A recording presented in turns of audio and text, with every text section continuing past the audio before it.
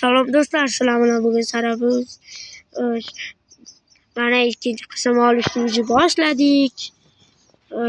Mana endi ketdik. Sveta olay. Ama nerede kolun işe basanmı? Ya bo'lmaydi unisi narigi mikrofon. Ketdik. Meni gittim al diyeyim Sveta. Ketdik.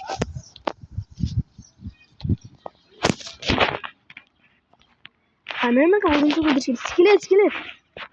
Ana Sen oturup tiz olun yine. Ben ait onda bana. Ben ait onda bana. o'ldirib bo'ldim.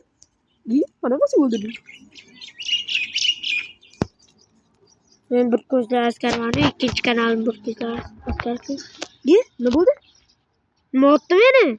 Meni mi attı? Bize mi oldu mu? Ha, menga talarcha nimadir otdi. Yo'q deydi. Ketdi. Krisa o'rgimchak ekan. Qani.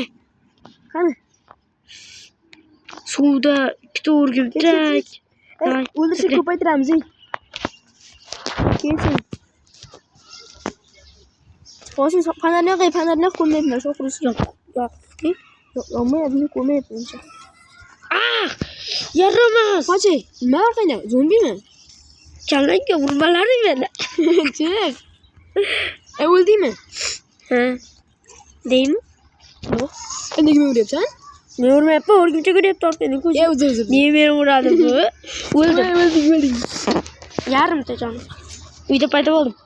Rahat bosib ketganman. Balki. Qani endi narsam? Ikkita chegim bor ekan ko'rdim. Beraman. Ikkita chekmi? Bitta qilichim ham bor.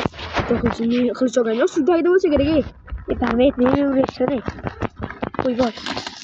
Tashraymiz o'g'lim. Qo'lja. O'l qoldi. Voy. Sho'xurmasdan beror, jigar bitta qilichim bor edi, beror. Oldingmi? Tuprog'ing ham bor ekan ikkita. Beror qilichimni. Mana.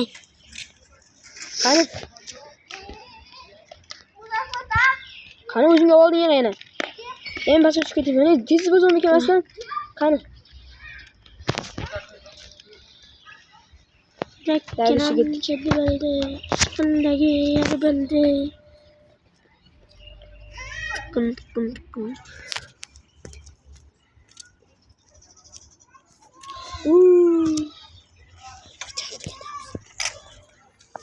Mana bugun 3-chi qismni boshlaymiz yanagi safar. Mayli bugun. Hayot do'stlar.